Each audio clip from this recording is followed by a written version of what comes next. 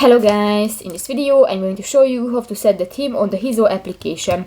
But first of all, I just want to mention, please don't forget to subscribe to our channel, because at 100,000 subscribers we are going to show you our YouTube revenue statistics and growth strategy, how to make money online. So let's jump into it. First of all, open the application on your device. So that's the home screen, and you can find different buttons. New, just go to the settings icon at the lower left corner of the home screen, and here you can find the appearance section at the left bar, and click to the second button, the theme, and here you can select the default, the autumn, the winter or the spring theme, and you can use different color for that, and you can select the application mode, the day or the night option. Just select that and that's it. So that's pretty much it for this video, guys. See you in the next one. Bye bye.